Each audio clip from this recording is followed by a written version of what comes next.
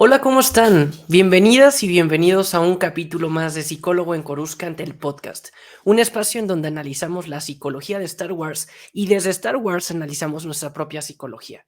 Estoy muy contento porque es el primer episodio del 2023 y hoy vamos a hablar de 4 elementos, aprendizajes, ideas, emociones, 4 grandes lecciones que nos dejó el 2022 hablando de Star Wars, hablando de psicología y hablando un poco también de aprendizaje.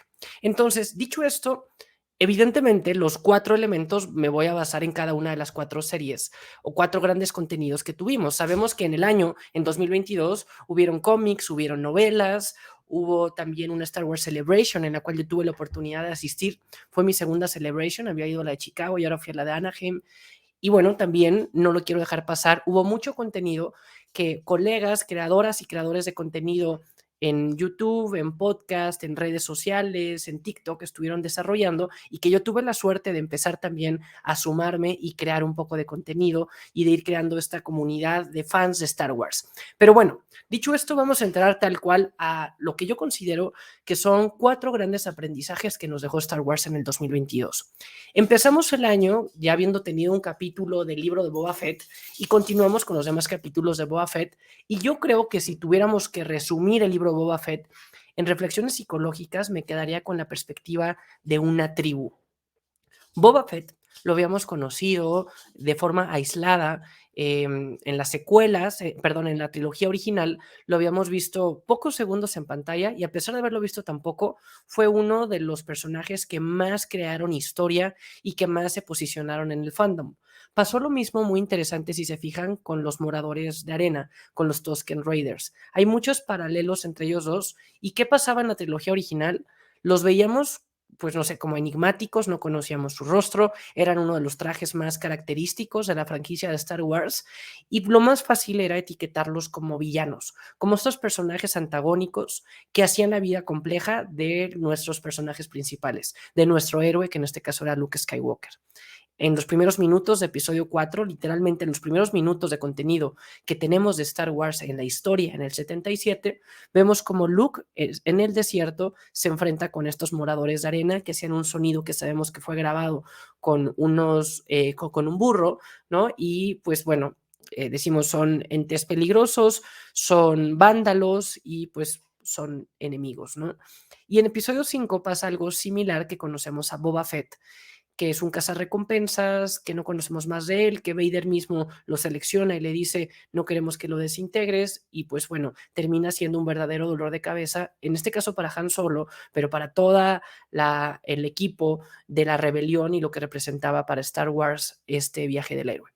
Después en las precuelas, 20 años después, profundizamos un poco más en los Tusken, en Boba, y aquí no nos dan mayor contexto de ellos, solamente sabemos que los Tusken tenían a Shmi, la mamá de Anakin, y termina siendo los Tusken el eslabón importante en el camino a la oscuridad y de la ira de Anakin. Y también con Boba Fett en este mismo episodio 2 conocemos un poco más su origen como clon de Jango Fett. Después en el contenido animado se profundiza, pero si se fijan a través del Mandoverse, fue en la primera temporada de Mando, pero sobre todo en el libro de Boba Fett, pudimos profundizar en ellos dos y empezamos a quitarnos un poco estas etiquetas de tú eres bueno y tú eres malo, como si fueran dos cosas aisladas. Evidentemente, narrativamente hablando, hay que tomar una decisión para saber cuál es la perspectiva de quién nos estamos enfocando en un viaje del héroe. Pero con el libro de Boba Fett es la primera vez que tenemos a un protagonista villano, ¿no? Y aquí quiero ser cuidadoso porque primero no es villano y segundo tuvimos a Anakin como protagonista en las precuelas,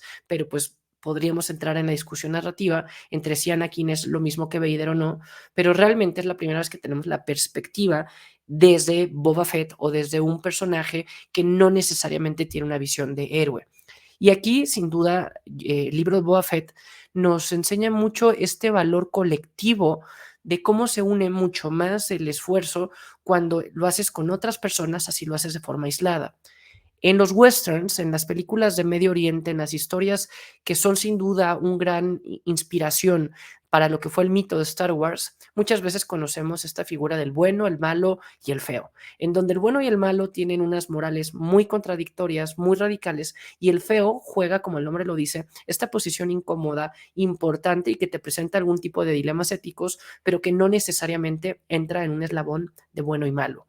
Lo mismo pasa acá con Boba Fett, en donde podemos irnos a este western, porque realmente es un western en Tatooine impresionante, pero por primera vez empezamos a migrar de una narrativa de un lobo solitario, como lo vemos en muchas de estas historias, en donde es un protagonista contra el mundo, y aquí nos damos cuenta cómo él pasa un proceso de transformación desde que cae en el Sarlacc, es liberado y empieza a un poco integrar sus abandonos, porque a mí no me parece una coincidencia que cuando teníamos los flashbacks de Boba Fett en el tanque de Bacta, lo primero que veíamos era a Boba Fett de niño, como Daniel Logan, viendo cómo Jango Fett abandonaba una y otras veces camino.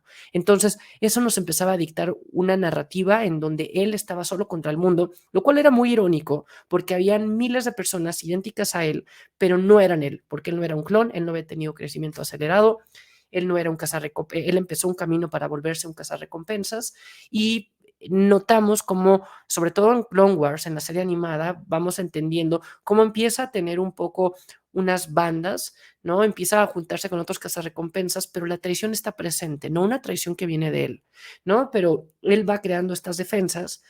Esto se ejemplifica y se simboliza muy bien con su traje de Beskar, como es una defensa para no mostrarse con el mundo y ser una persona frívola, aislada, no tan humanizada.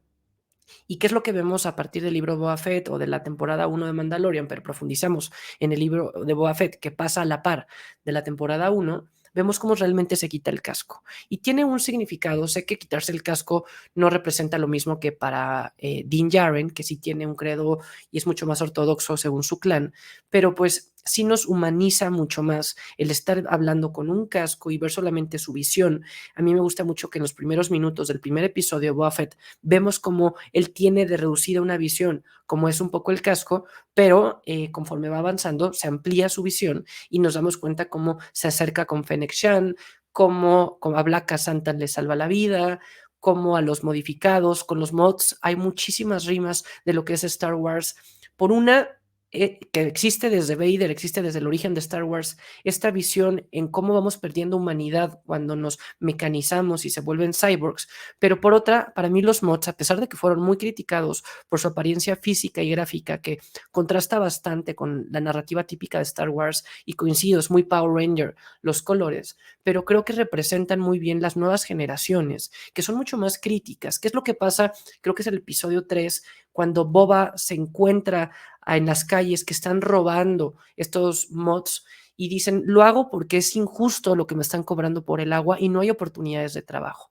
¿Qué es lo que hacen los jóvenes en el mundo en general? Alzan la voz, critican y son los que se atreven a ser rebeldes, ¿no? Y aquí Boba Fett hace algo que pocos gobernantes hacen, que es dar oportunidad a los jóvenes y decir, ok, yo te contrato, pago tu deuda del agua y trabajas para mí, ¿no? Y cómo va creando esta tribu que la aprendió con los moradores de arena, en donde primero decía, pues yo estoy aquí, mi fortaleza debería ser mucho mayor a la de ellos, ¿no? Es incluso un golpe al ego, pero pues se da cuenta que gran parte de su fortaleza descansaba en su traje, que no tenía su traje porque se lo habían robado yaguas, ¿no? Las criaturas más pequeñas y al parecer insignificantes, pero lo interesante de los yaguas es que trabajan en equipo. Entonces siempre está esta reflexión del trabajo en equipo y pues bueno, así evidentemente tenemos también dos de los episodios más magníficos que existen en el live action y en general en el contenido de Star Wars, con este viaje de Mandalorian, que es un paréntesis ahí, que es muy bueno este capítulo, pero que también suena porque no sale Boba Fett, y sobre todo el capítulo espectacular en donde vemos a Luke entrenando con Grogu y ahí esto rima con su entrenamiento en Dagobah, que aparece Ahsoka, que se menciona a Anakin y a, no sé, que toma esta decisión. Creo que es un capítulo de los mejores contenidos, a mi parecer, que han existido en general en la historia de Star Wars, y terminan con este enfrentamiento. Yo volví a ver el libro de Boba Fett ahora en este break de fiestas de fin de año y es algo que les recomiendo ampliamente, porque si son ustedes como yo, que somos seguidores y fans de Star Wars en tiempo real y cada miércoles cuando se lanza un capítulo vemos eso y después vemos los análisis que hacen en YouTube y estamos en redes sociales y estamos analizándolo constantemente, evidentemente es increíble esa sensación y que por suerte la vamos a empezar ya esta semana también con el Bad Batch y va a continuar con más contenido en 2023, pero eso quita un poco la continuidad y también como fans, no me dejarán mentir, pero percibimos muy diferente el contenido la primera vez que lo vemos a cuando lo vemos en retrospectiva.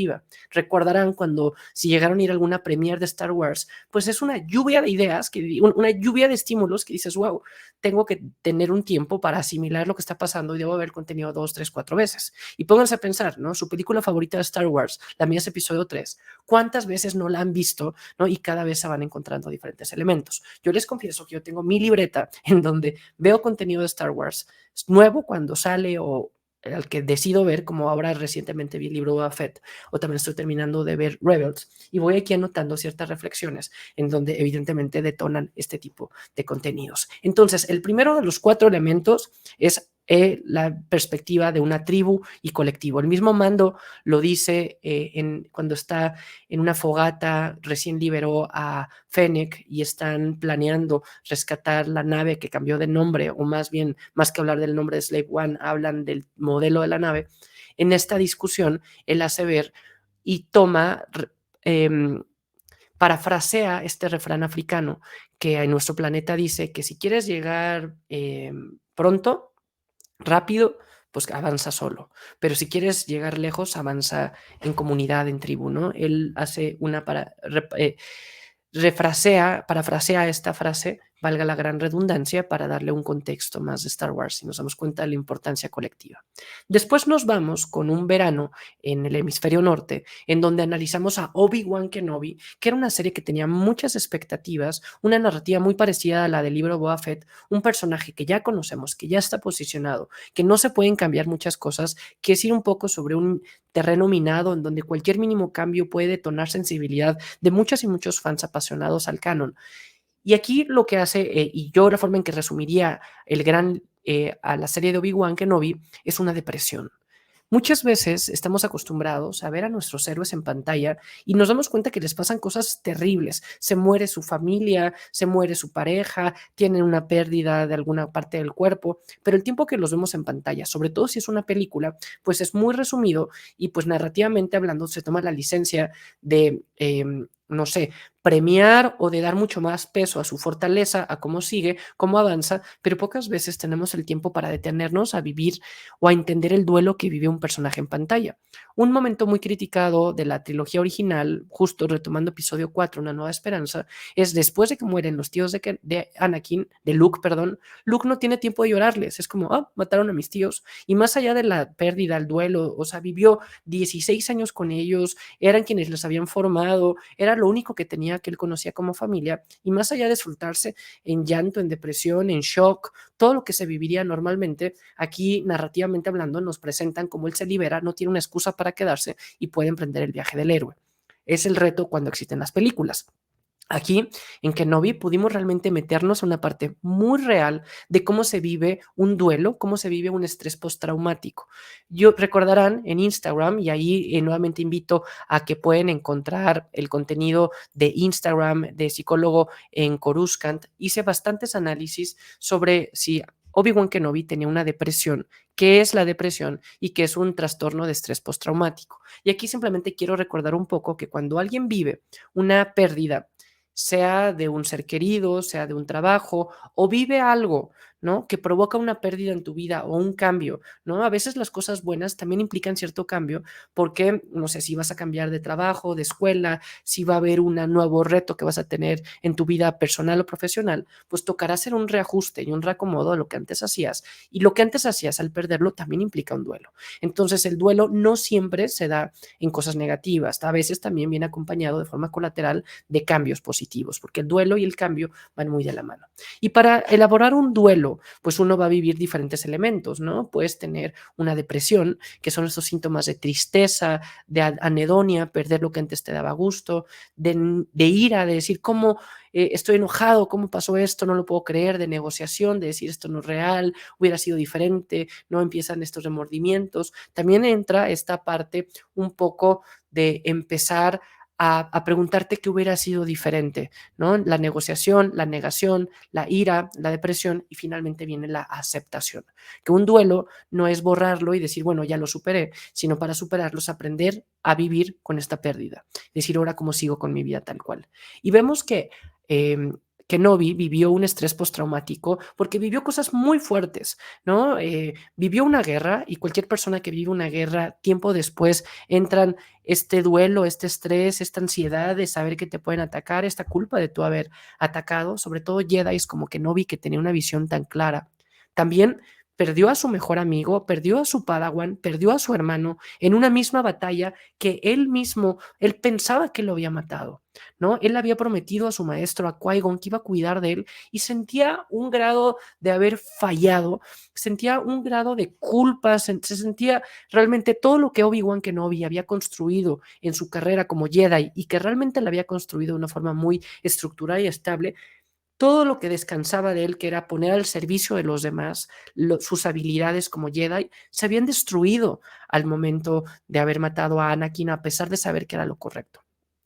También vivía el duelo porque se había perdido la orden Jedi, la orden en la que él encontraba sentido a su vida, en donde él servía como un consejero, como un maestro Jedi. Y bueno, también sabemos por las historias de Clone Wars que había perdido a una mujer que, si bien nunca se permitió, o al menos no lo sabemos abiertamente, tener un apego romántico sexual con ella, pues sabemos también que la duquesa Satine también había muerto en sus brazos. Entonces, Kenobi tenía muchísimos duelos, ¿no? El mismo duelo de haber perdido la República, él que era un guardián de paz y de justicia, pues había perdido la causa por la que él estaba trabajando.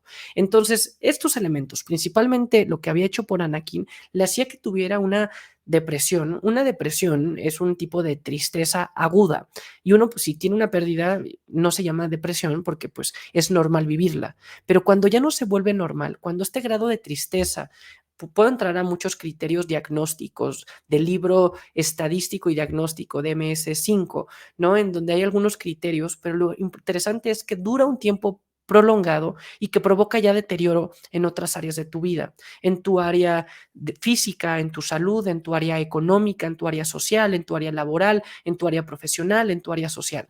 Y que no vi todas sus dimensiones, todas sus áreas se veían afectadas por su culpa, por no haber asimilado, por vivir atormentado y vivir en ese momento, decir, ¿qué fue lo que hice? Aunque sabía que era lo correcto, ¿no? ¿Por qué tuvo que pasar así? Se sentía abandonado, tenía puesta su fe en Qui-Gon en lugar de tener puesta su fe en él mismo, sabiendo que Qui-Gon iba a llegar en otro momento.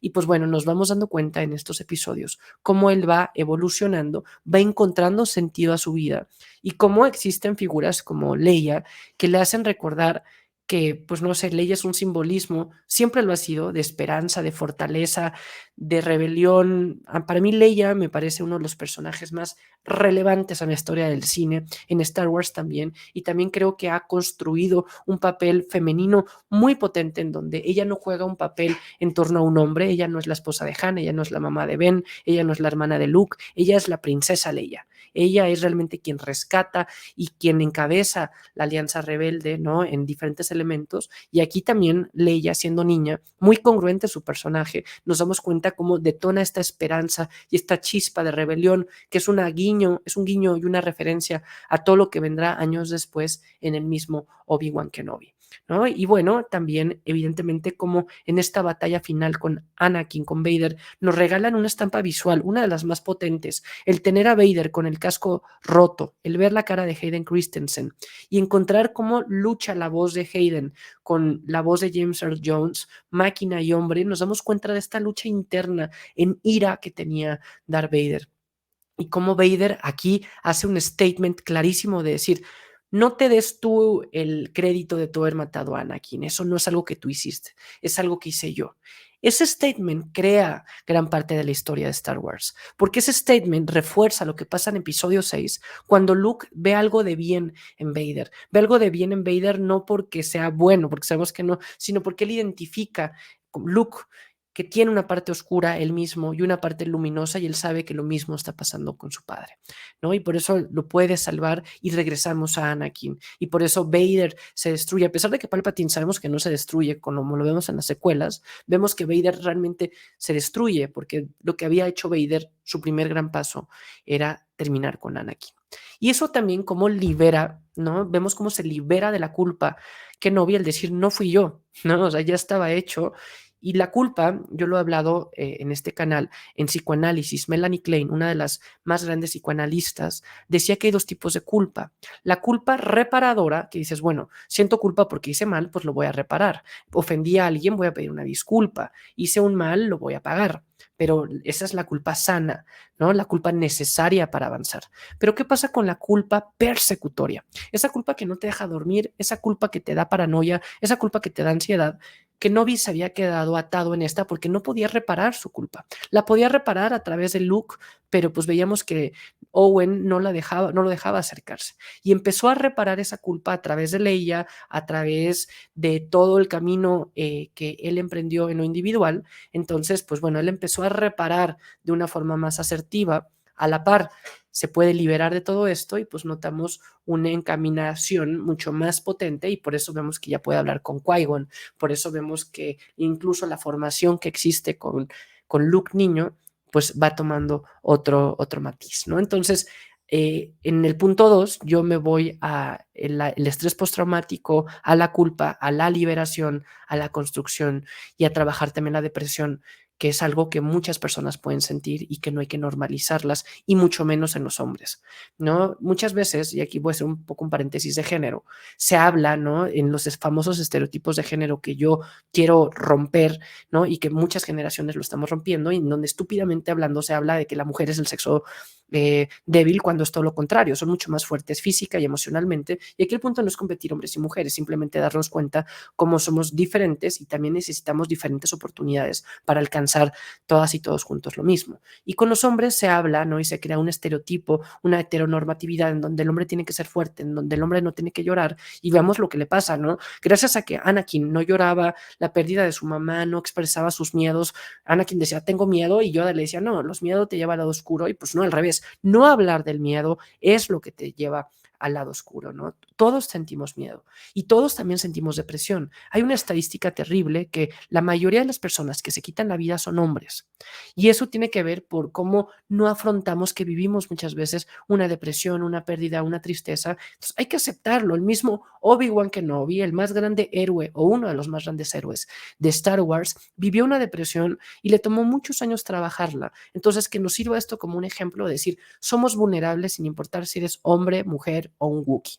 Y bueno, nos vamos al tercer gran contenido, que fue Andor, que para mí se ha vuelto una de mis series favoritas, en donde psicológicamente hablando podemos analizar muchísimo. Ustedes sabrán que aquí en este podcast han habido ya muchos episodios analizando la psicología de Andor, en donde decía qué diferente es, en lugar de analizar la psicología de una persona, como siempre lo hacemos en Star Wars, analizamos la psicología de una galaxia, la psicología de los oprimidos, la psicología de la misma alianza, cómo se va construyendo, Mod Mothma, Luten Rael, la psicología, no sé, de Cyril Khan, uno de los personajes que nos ha presentado un trastorno psicológico más claro en la historia de Star Wars, en estos 46 años que lleva contándose esta historia en tiempo real y no para, vemos por primera vez un libro, un diagnóstico de libro de un trastorno de personalidad obsesivo compulsivo. Vean por favor ese episodio que hice sobre Cyril Khan, sobre cómo cada una de estas características de Cyril le quedan a la perfección. Nos damos cuenta cómo una persona se pierde en los detalles, se obsesiona a tal forma que es una compulsión es en la conducta, ¿no? Y notamos este grado de obsesión único. Yo creo que si tuviéramos que poner una etiqueta a Andor, yo me basaría en la opresión. La opresión es una violencia ejercida y la violencia siempre va a ser negativa, pero cuando yo lo que estoy ejerciendo te priva a ti de poder ejercer tu libertad, es cuando empiezo a ejercer este tipo de violencia que se conoce como la opresión. Y podemos encontrar una opresión incluso entre los que oprimen, ¿no? Vean aquí qué peligroso es. Es como el enojo. Yo siempre he dicho que el enojo es un veneno que uno se toma pensando que le va a hacer daño a alguien más, pero te termina haciendo daño a ti mismo. Evidentemente el enojo no es algo negativo, es una de las 4 emociones básicas, pero perpetuar el enojo es llevarnos a la ira y eso realmente sería un camino del lado oscuro. Aquí vean cómo quienes ejercen el poder de forma arbitraria para un abuso y un beneficio individual, como puede ser el imperio, se empiezan a intoxicar en este uso de poder y lo que un día tú estás empleando para alguien más, te lo pueden emplear para ti mismo. El imperio, como una buena orden Sith, ¿no? Al emperador ser un Lord Sith, ellos tienen su principal arma, que es el miedo, que lo he hablado en muchísimos episodios y en redes sociales también, sobre cómo el imperio, los Sith, Palpatine, utilizan el miedo como principal arma. Este miedo no va únicamente usado unidireccional. Sabes que si tú estás ejerciendo miedo, un día esta orden te lo puede ejercer. Entonces vamos viendo los dos caminos, tanto del imperio como de la rebelión, y se nos van presentando los claros oscuros, en donde notamos las vulnerabilidades, las áreas humanas, las áreas un poco más eh, de proceso burocráticas del imperio, pero por otro lado también entendemos los claros oscuros de cómo se tiene que sacrificar todo. Luten Rael lo dice en uno de los mensajes más potentes de la serie, en este discurso que decía, yo estoy sacrificando todo y estoy apostándole algo que no voy a poder ver más adelante. Y también cómo vamos viendo a través de Cassian Andor, cómo se va creando el contexto para salir nuevamente, como pasaba con el mismo Boba Fett, de tu punto individual un poco egoísta de solo ver por ti en una galaxia que te obliga que si tienes que sobrevivir lo tienes que ver de una forma individual, de qué forma se va viendo obligado a sumarse a un movimiento mucho más organizado. Y vamos viendo la psicología de la Alianza Rebelde, tanto políticamente hablando, a través de Mon Mothma y lo peligroso que realmente puede ser entrar a una discusión y que te empiecen a identificar con Luten Rael cómo empieza a mover las fichas, que seguramente más adelante veremos que estos movimientos de células desorganizadas se empiezan a aislar y si las empezamos a unir va a tomar mucho más potencia. Y también algo que me encantó a través de Nemik, que es la ideología, una ideología muy revolucionaria, nuevamente a través de un joven, en donde va poniendo y en donde dicta elementos de cómo la libertad debe ser algo que debemos alcanzar y que el control, la opresión, es una ilusión porque no es natural.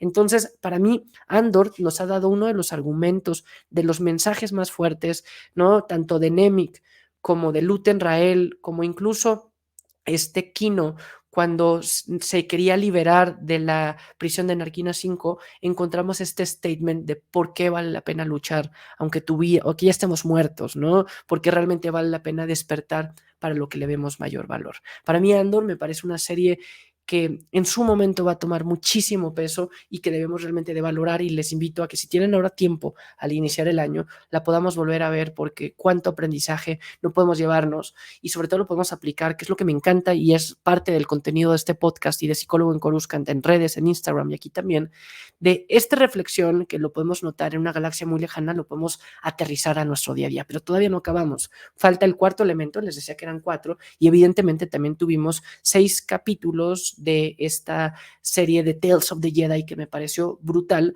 y yo aquí la forma en que lo resumiría sería un balance. Tenemos 2 historias, 2 narrativas muy paralelas, en donde son 2 Jedi que salen de la Orden Jedi porque se dan cuenta que algo no está funcionando bien. Evidentemente estoy hablando de Ahsoka Tano y del Conde Dooku.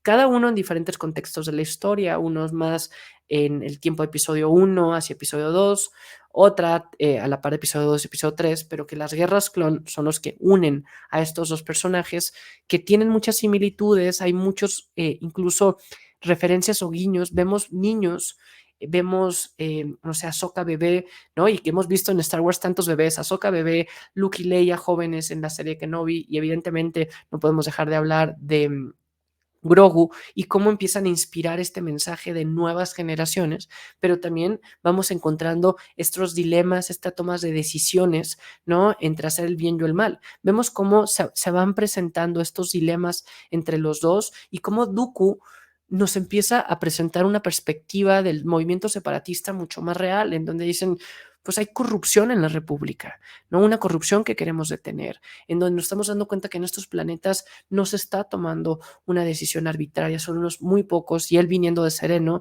va tomando este camino, y Qui-Gon juega un papel aquí también clave, en donde a través de esta figura que sabemos que sigue el lado luminoso, pero se presentan estos claros oscuros de la República y esta parte ciega de la República, una parte ciega que más adelante con lo que pasa con Ahsoka Tano, que no son capaces de darse cuenta que todo esto es un engaño que está haciendo eh, eh, para visibilizar Barry Sophie lo equivocados que está la Orden Jedi, deja que pase lo que pase y terminan expulsando a Ahsoka, y la Orden Jedi no es capaz de darse cuenta de esto, ¿no? Entonces, esta ceguera de la Orden Jedi, y que a través de Yaddle, que es uno de los principales capítulos de Tales of the Jedi, nos damos cuenta de este balance y rimas incluso de argumentos, tanto con episodio 3, lo que está por pasar, como con episodio 6, en este discurso que tiene Palpatine con Luke y con Vader oculto, y que se escuche la voz mientras están peleando, me parece algo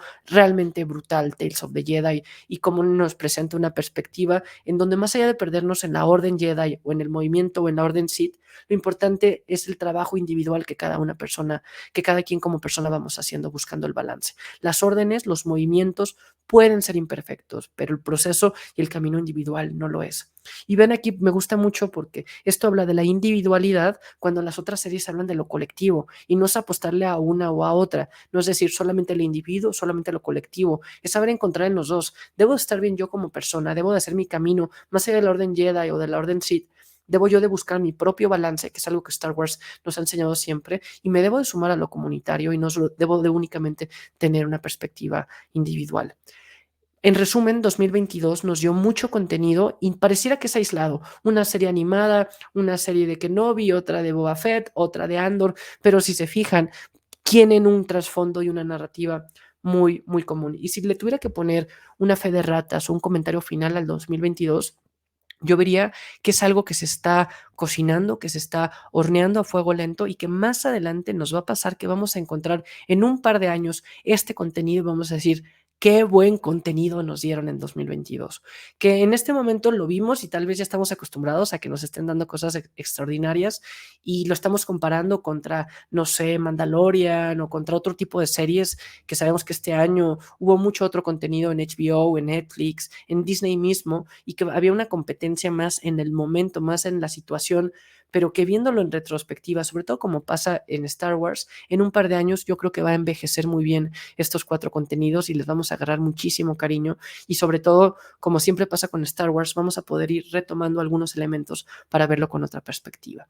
No quiero terminar este post, porque pues ya estamos en 2023, sin hacer un poco una visión de lo que espera en este 2023. Y yo creo que en un año, en este espacio, esperemos poder hacer un análisis de lo que fue el 2023, pero yo creo que se nos va a revelar el término clave. Yo vería para 2023, se nos va a revelar lo que está pasando alrededor de todo el Mandoverse, ¿no? Y esta figura de peligro que existe.